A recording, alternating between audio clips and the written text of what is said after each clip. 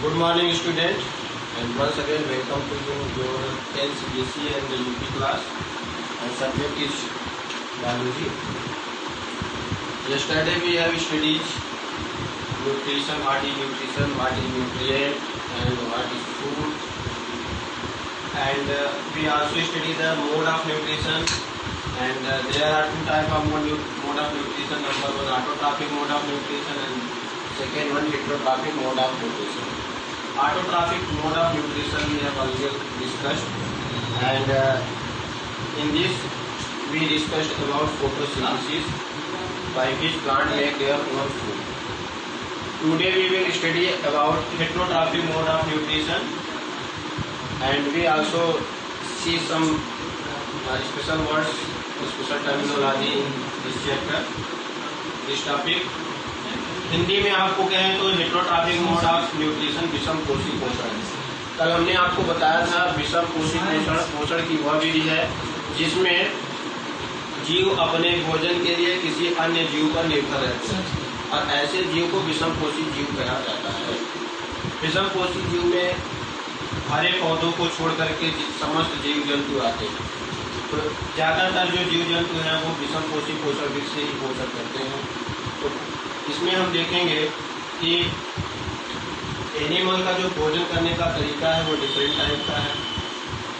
Plant का हमने कल देख लिया था, फोटोसिंथेसिस के द्वारा करते हैं, अपना भोजन स्वयं बनाते हैं। तो यहाँ पे हम कुछ क्लासिफिकेशन देखेंगे heterotrophic of mode of nutrition को according to the dependability of another animals. There are 3 type of heterotrophic mode of nutrition.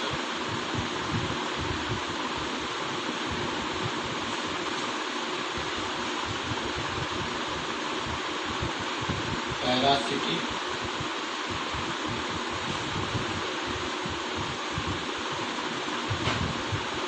Saprophytic और saprozoic, and third one symbiotic.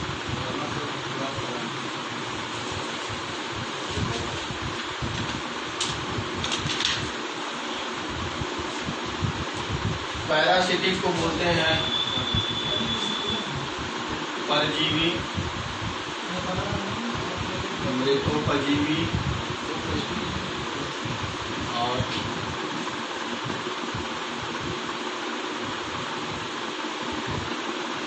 सहजीवी। Parasitic and saprophytic, saprozoic, symbiotic. We will see one by one. First of all, we take parasitic.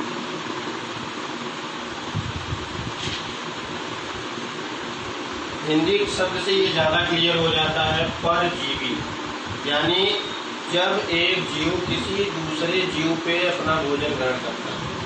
जब एक जीव a living organism depend upon a living organism for their food.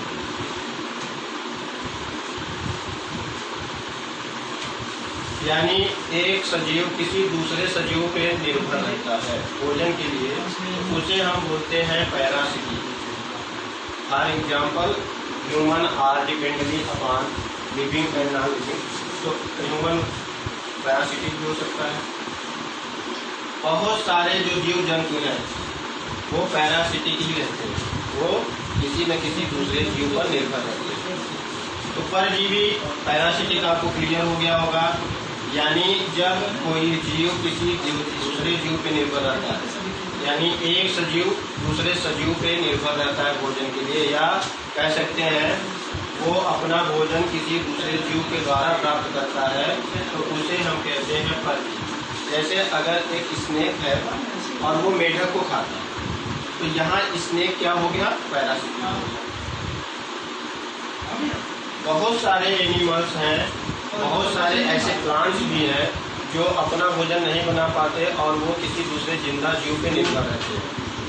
Plant में एक example आता है अमरबेल का। अमरबेल किसी न किसी दूसरे पौधे पर डिपेंड रहता है। तो ऐसे को हम कहते हैं पैरासिटिक, परजीवी। पर का मतलब होता है अदर।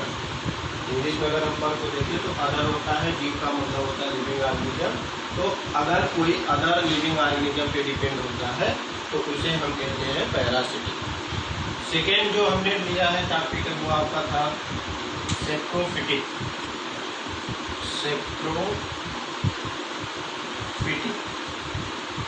और सेप्रोजोइक। सेप्रो मीन्स होता है डीके मटेरियल, यानी मृत पदार्थ। जब कोई जीव किसी मृत पदार्थ पे अपना जीवन यापन करता है तो उसे हम सेप्रोफिटिक और सेप्रोजोइक कहते हैं। यहाँ पे समझना है, सेप्रोफिटिक का मतलब होता है पौधे के लिए इस्तेमाल किया जा रहा है प्लांट, और जोइक का मतलब जो यानी एनिमल के लिए प्रयोग किया जा रहा है। Those organism which depend upon decay material are called as saprophytic or saprozoic. If it is plant, then it is known as saprophytic. If it is animal, then it is called saprozoic. And third one, इसे हिंदी में हमने आपको बताया, हिंदी में आपको और clear हो जाएगा, मृतोपजीवी, यानी मृत पदार्थों पर जिंदा रहने वाला। ऐसे जीव, चाहे वो प्लांट हो या एनिमल हो, अगर वो मृत पदार्थों पे जिंदा रहता है तो उसे हम कहते हैं मृतोपजीवी। सड़े गले पदार्थों से अपना भोजन प्राप्त करते हैं, तो इन्हें हम कहते हैं मृतोपजीवी। और थर्ड हमने बताया सिम्बियोटिक।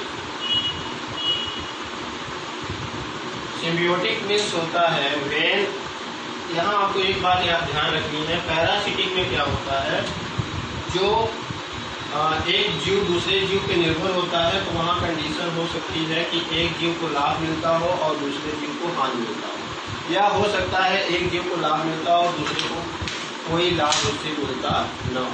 तो ऐसे को हम कहाँ शामिल कर लेंगे, पैरासिटिक को। But in the case of symbiotic here are mutual benefit to each other. Mutual benefit means यहाँ पे जो दोनों जीव हैं उनको उन दोनों को लाभ मिलता है, यानी जो दो जीव हैं दोनों को, अगर एक जीव दूसरे जीव से लाभ प्राप्त करता है, इसमें हानि किसी की नहीं होती। इस तरह के रिलेशनशिप को हम क्या कहते हैं, सिम्बियोटिक। इसका जो बेस्ट एग्जाम्पल अक्सर दिया जाता है, आपको याद भी रखना है, लाइकेन का एग्जाम्पल दिया गया है। और लाइकेन को आपको हमने क्लास 9th में पढ़ाया था, जो हमारा एक चैप्टर था डाइवर्सिटी लिविंग ऑर्गेनिज्म, जीव जगत में विविधता। तो वहाँ पे हमने आपको बताया था लाइकेन। लाइकेन एक ऐसा पौधा है जिसमें दो और पौधे शामिल हैं, या हम कह सकते हैं दो पौधे मिलकर के एक पौधा बना हुआ है लाइकेन। लाइकेन में शैवाल भी है और लाइकेन में कवक भी है, यानी एल्गी लाइकेन में फंगी प्लस एल्गी। तो फंगी और एल्गी मिल करके क्या बना है, लाइकेन। यहाँ पे होता क्या है, आपको एग्जांपल से क्लियर हो जाएगा। जो फंगी है वो भोजन बना नहीं सकता, तो ये क्या करता है, इसको मिनरल प्रोवाइड कराता है, इसको सपोर्ट प्रोवाइड कराता है। बदले में एल्गी चूंकि ग्रीन होता है इसलिए ये भोजन बना सकता है, और ये बदले में उसको क्या करता है, भोजन प्रदान करता है। तो यू कैन सी हियर कि there are the benefit to each other are mutually, यानी एक दूसरे को परस्पर लाभ हो रहा है। म्यूचुअल वर्ड का इस्तेमाल जब हम करते हैं तो वो परस्पर होता है। तो mutually benefited those living organism in lichen, and this relationship is known as symbiotic, or this type of mode of nutrition is called symbiotic. इसे हिंदी में बोलते हैं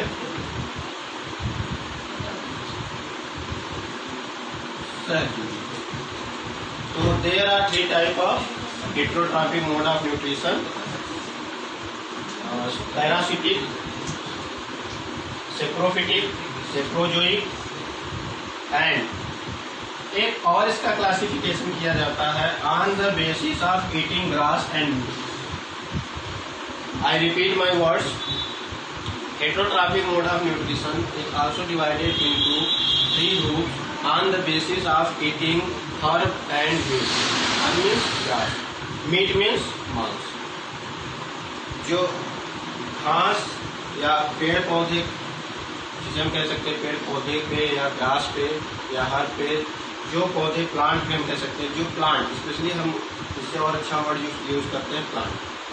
ऐसे एनिमल, ऐसे जो जीव हैं वो क्या होते हैं, बहुत सारे जीव केवल प्लांट पे टोटली डिपेंड है, और कुछ ऐसे होते हैं जो केवल मीट खाते हैं, पर कुछ ऐसे भी हैं जो प्लांट को भी यूज करते हैं, एनिमल को भी यूज करते हैं। तो इसके आधार पे on the basis of eating plant and animal, there are three type of nutrition. There are three type categories. Number one, herbivores. Number two, carnivores. Number three, omnivores. ये हम उन एनिमल को क्लासिफाइड कर रहे हैं, उनके मोड ऑफ न्यूट्रिशन के आधार पे हम क्लासिफाइड कर रहे हैं। तो हर्बीवर को बोलते हैं शाकाहारी, कार्निवर्स को क्या बोलते हैं, मांसाहारी, और ओमनिवर्स को क्या बोलते हैं, सर्वाहारी। यहाँ पे आपको क्लियर समझ में आ गया होगा। हर्बीवर्स क्या है? Herbivores those animals which depend upon only plants. Those animals which are totally depend upon the plant for their food is called as herbivores.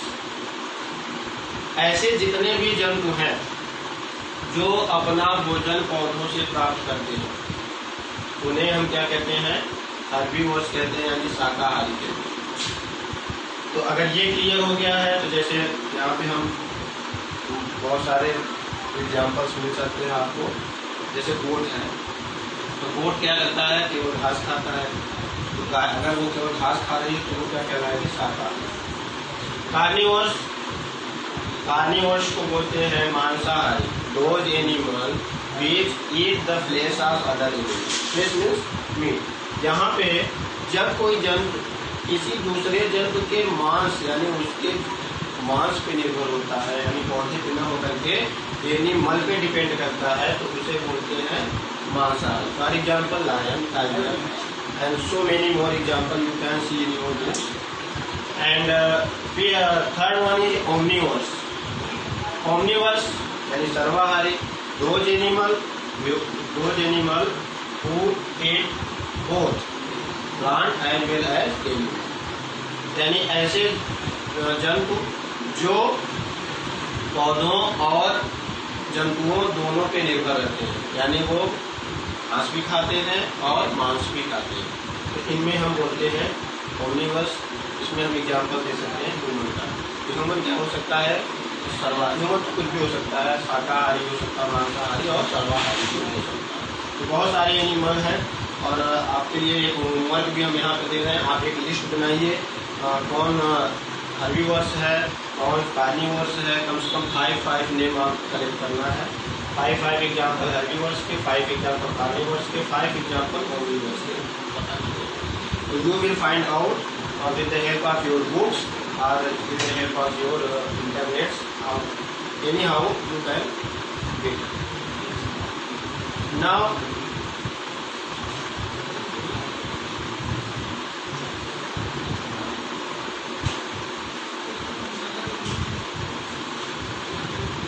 as we earlier know, as we have earlier known that the plant make their own food by the process of photosynthesis. That is a type of holophytic.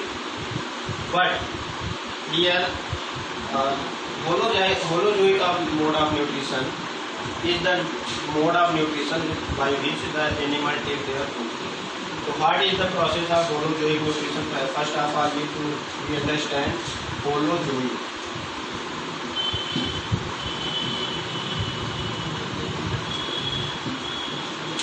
Holozoic in Hindi में इसको हम कहेंगे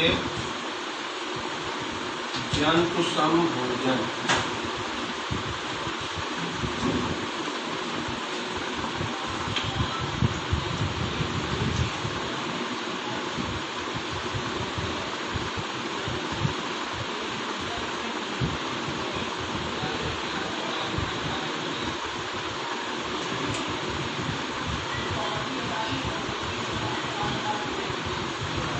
Here we have to understand that the type or the method of holozoic।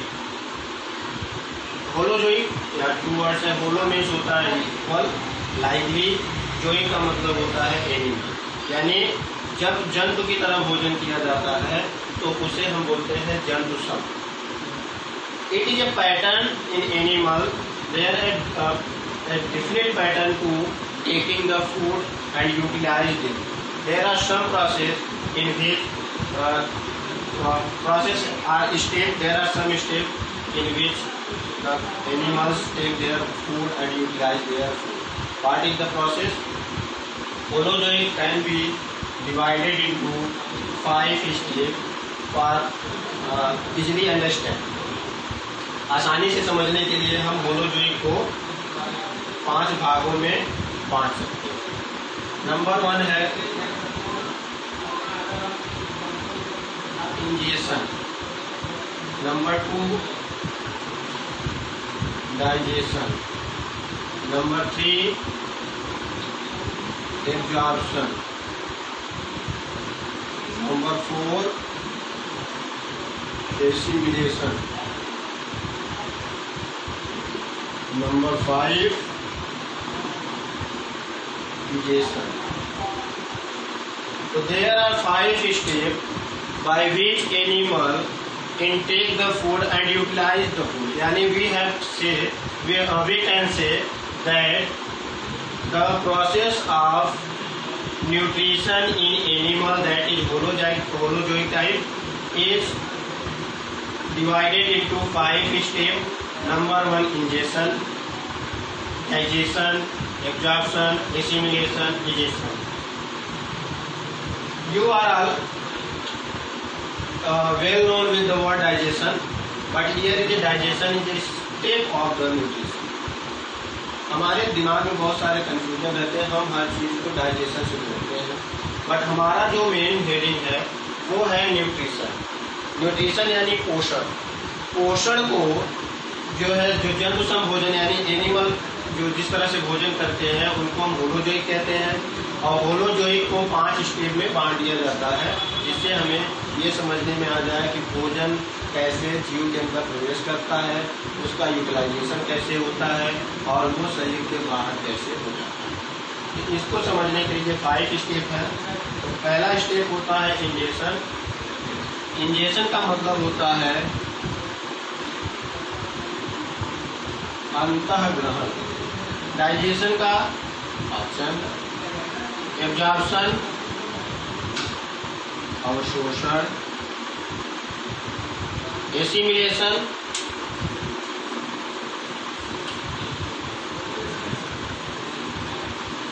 स्वांगीकरण और egestion वहिक्षेपण।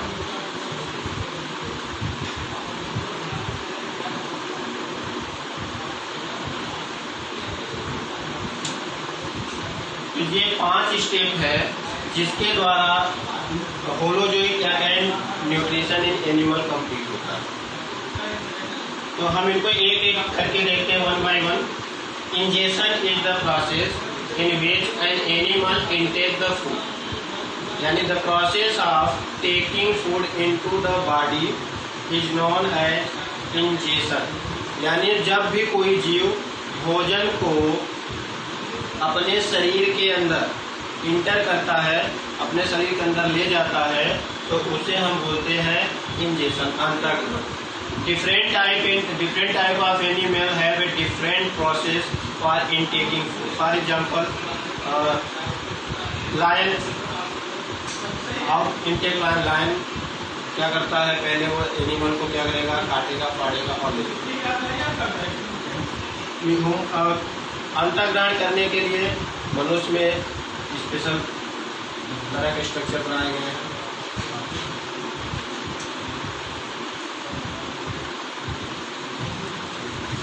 Ingestion, जब हम human digestion देखेंगे तो और डिटेल में देखेंगे ह्यूमन में कैसे होता है। सेकेंड वन आता है digestion. What do you mean by digestion? Digestion means breaking of food material into small particles. The food which we eat is complex form, and we need to convert them into simpler form. जो complex form में है उसको साधारण रूप में बदलना है। तो सिंपल वर्ड में कहें तो break down of complex food into simpler form. जो कॉम्प्लेक्स फूड है उसको सिंपल रूप में तोड़ने की क्रिया ही क्या कहलाती है? डाइजेशन कहलाती है। तो आपको पता चल गया होगा कि digestion is nothing, it is only the break down of complex food into simple food. Third one is absorption. Absorption is the process by which the simpler form of food to reach into the blood. जब जो simpler form का जो भोजन जो छोटे छोटे टुकड़ों में हो गया, अब वो कहाँ पहुंचेगा? ब्लड। तो इसको बोलते हैं एब्जॉर्प्शन। यानी जो भोजन हमने ग्रहण किया था वो हमारे शरीर से होते हुए कहाँ पहुंच जाए? ब्लड। तो ब्लड में कब पहुंचेगा? जब वो छोटे छोटे फॉर्म में होगा, छोटे छोटे टुकड़ों में होगा। छोटे छोटे टुकड़ों में इसलिए होता है कि जो ब्लड वेसल्स की पाइप है उसको क्या कर जाए? वो क्रॉस कर जाए। इस तरह से हो जाए वो ब्लड में पहुंच जाए। अगर वो कॉम्प्लेक्स फॉर्म में रहेगा तो ब्लड तक पहुंच नहीं पाएगा। तो एब्जॉर्प्शन वह प्रक्रिया है जिसके द्वारा जो अब भोजन है, जो पचित भोजन है, जो डाइजेस्टेड फूड मटेरियल है, can enter into blood stream. वो कहाँ एंटर कर जाए? ब्लड स्ट्रीम में। सिंपली अगर हम कहें तो absorption is the process of entering the simpler food from small intestine to blood stream. Blood stream में पहुंचने के क्या कहते हैं? Absorption. Then next step assimilation. Assimilation जिसे हिंदी में थोड़ा सा कठिन लग रहा होगा, स्वांगीकरण। यहाँ क्या है कि जो भोजन ब्लड में पहुंचा है वो अब हर एक सेल तक पहुंच जाए। हर एक सेल तक पहुंचने का मतलब हुआ कि each and every cell of our body to utilize them for maintenance, for new cell and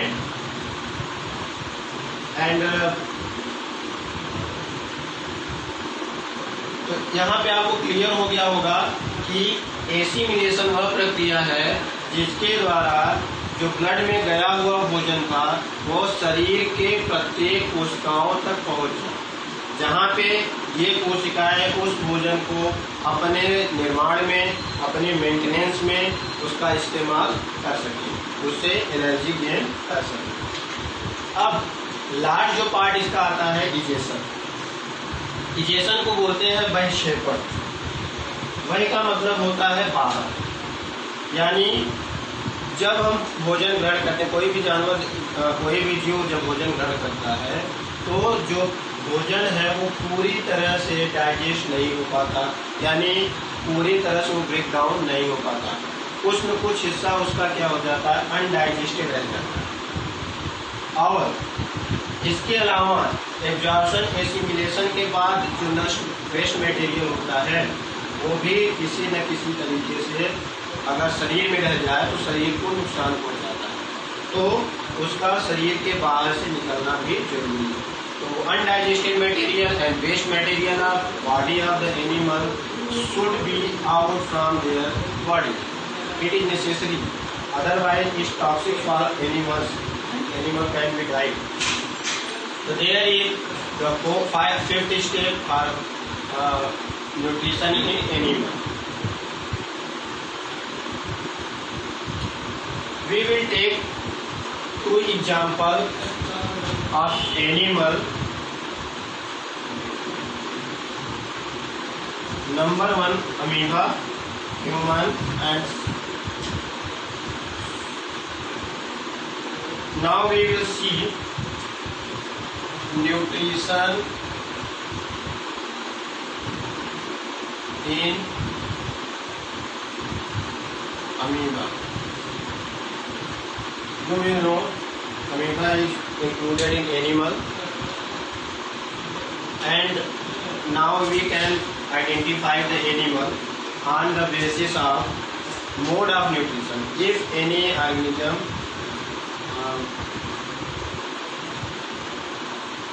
take nutrition with the holozoic type, then it is called as animal. It is considered as animal. क्योंकि plant में आपने देखा था, plant में क्या होता है, plant अपना भोजन स्वयं बना लेता है, उसको ये प्रोसेस होलोजोइक प्रोसेस करने की जरूरत नहीं है। यहाँ पे जो होलोजोइक की जो पांचवें स्टेप है, अगर किसी एनिमल में होता है, किसी ऑर्गेनिज्म में होता है, तो वो एनिमल होता है, इसीलिए उसका नाम दिया गया है होलोजोइक। जोइक मतलब एनिमल। यहाँ पे हमने आपको बताया जोइक मतलब क्या होता है, एनिमल। तो अमीबा भी यहाँ पे एनिमल है। जो न्यूट्रिशन इन अमीबा को हम देखेंगे पांचवें स्टेप में।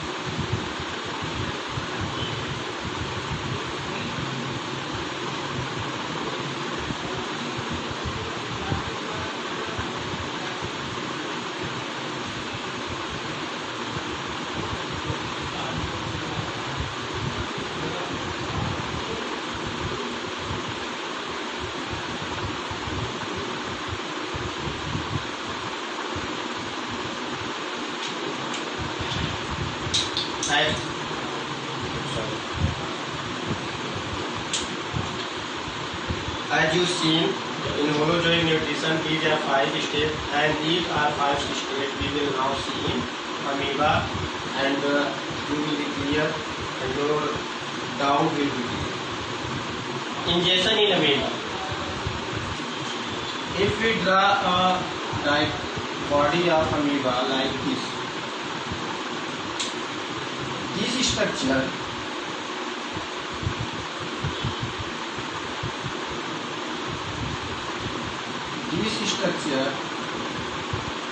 are called parapodia. ये जो आप देख रहे हैं इस तरह का जो स्ट्रक्चर है उसे बोलते हैं पैरापोडिया।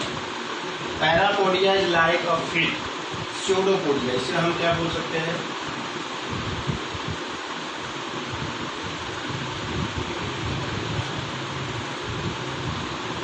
स्यूडो। स्यूडो मीन्स होता है फाल्स, यानी फिट नहीं है, फिट की तरह है। फिट यानी पैर। तो ये इसी की सहायता से चलते हैं पानी में। जब ये चलते हैं तो with help of pseudopodia, which is a finger like structure, उंगली की तरह स्ट्रक्चर दिखाई पड़ती है, उसे बोलते हैं स्यूडोपोडिया। तो इस स्यूडोपोडिया की मदद से ये पानी में तैरते हैं। बट अब हमको देखना है इन केस ऑफ न्यूट्रिशन, तो this organ help in taking the food material from outside. जो बाहर मान लेते हैं यहाँ पे एक फूड का पार्टिकल है, तो ये फूड का पार्टिकल यहाँ आएगा और ये पैरापोडिया क्या करेगा, उसको धीरे धीरे नेक्स्ट स्टेप में क्या होगा,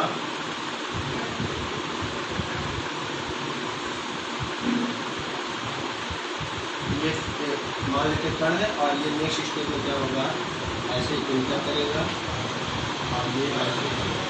इसका जो मेम्ब्रेन है बहुत ही इलास्टिक टाइप का होता है और इतना कैपेबल होता है कि उस फूड मटेरियल को क्या कर सकता है, इंटर कर सकता है। तो इंजेक्शन कहाँ हो रहा है, किसके द्वारा हो रहा है, इस स्यूडोपोडिया के द्वारा। एक नंबर का क्वेश्चन पूछा जाता है कि intake of food, which organ by which organ intake of food take place in amoeba. Amoeba वो कौन सा आर्गन है जिसके द्वारा वो भोजन ग्रहण करना पड़ता है, तो आपका आंसर होगा स्यूडोपोडिया। पहला स्टेप क्लियर हो गया। अमीबा में इंजेक्शन कैसे होता है, with the help of pseudopodia. Amoeba जो है जल में तैरता रहता है और वहीं पे उसके फूड के पार्टिकल भी रहते हैं और फूड के पार्टिकल पहले सबसे पहले अमीबा की बॉडी को अटैच करेंगे और वहाँ से पैरापोडिया की सहायता से क्या होगा वो इंटर करना है। तो हमने बताया भी था इनटेक ऑफ फूड, इंजेक्शन में इनटेक ऑफ फूड। यहाँ पे अमीबा ने क्या किया, इनटेक ऑफ फूड, उसने भोजन को ग्रहण कर लिया। सेकेंड क्या है, डाइजेशन इवेंट। जैसे ही ये इसमें आएगा, मान लेते हैं फूड का पार्टिकल यहाँ पे है और अमीबा के अंदर बहुत तरह के डाइजेस्टिव एंजाइम बनते हैं। When food particle enter into amoeba body, it start to secrete its powerful digestive enzymes, which help to break down these food particles. हमने बताया था डाइजेशन में क्या होगा, जो कॉम्प्लेक्स फूड है वो किस में कन्वर्ट होगा, सिंपल में। यहाँ पे सिंपल फूड में तोड़ने के लिए से क्या होगा, इसके चारों तरफ से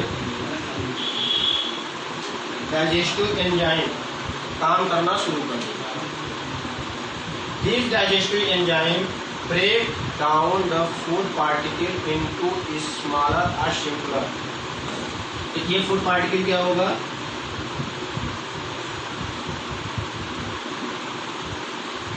ऐसे ऐसे क्या हो जाएगा, ये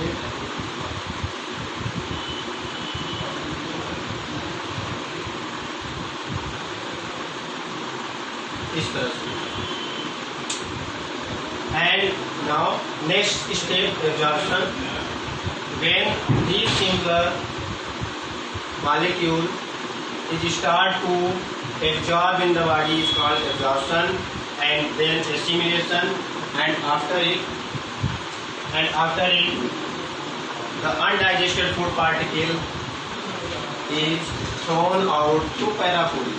जहाँ से इसने इंटर किया था वहीं से थ्रोन आउट, वहीं से वो बाहर भी होगा। तो यहाँ से ये क्या होगा, जो अनडाइजेस्टेड फूड पार्टिकल है वो यहाँ से बाहर हो जाएगा, यानी कि दूसरा हो जाएगा। तो यहाँ पे हम समझ सकते हैं कि अमीबा में भोजन कैसे आता है, कैसे बाहर हो जाता है। इसलिए अमीबा में अगर एक प्रश्न पूछा जा सकता है कि अमीबा में किस तरह का न्यूट्रिशन होता है, तो आप कह सकते हैं होलोजोइक टाइप, इस तरह का, क्योंकि वो इस 5 स्टेप को फॉलो करता है। Any organism which take food with the in which these 5 steps are involved in known as holozoic. So for today it is enough. आज के लिए इतना ही है, ज़्यादा टाइम नहीं मिल पा रहा है। इसकी वजह से आज हम यहाँ अपने को इस वीडियो को क्लोज करते हैं। तो एक बार हम रिकैप कर देते हैं 2 मिनट्स कि आज हमने जो पढ़ा उसको हम दोहरा लेते हैं। कि न्यूट्रिशन में हमने देखा हेटेरोट्रॉपिक और मोड ऑफ न्यूट्रिशन, जिसे हम कह सकते हैं विषमपोषी पोषण। विषमपोषी पोषण के आधार पर तीन भागों में बांटा गया है, पैरासिटिक, सेप्रोफिटिक और सेप्रोजोइक एंड सिम्बियोटिक। पैरासिटिक जब कोई जीव किसी दूसरे जीव पर निर्भर हो और एक या दूसरे जीव को उससे हानि होती है।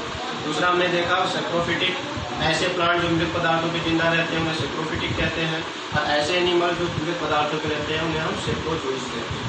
लास्ट में हमने सिम्बियोटिक देखा था, उसमें क्या है कि जो दोनों ऑर्गेनिज्म है उनको एक दूसरे से लाभ प्राप्त होता है, जैसे हमने लाइफ में देखा।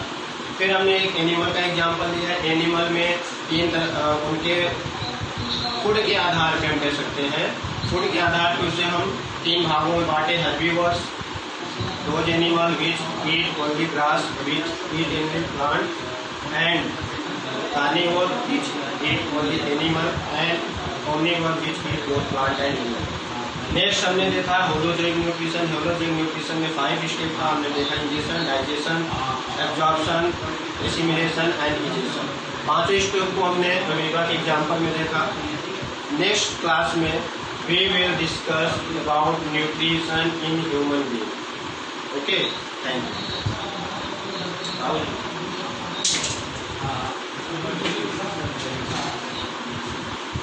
कितना हो गया है?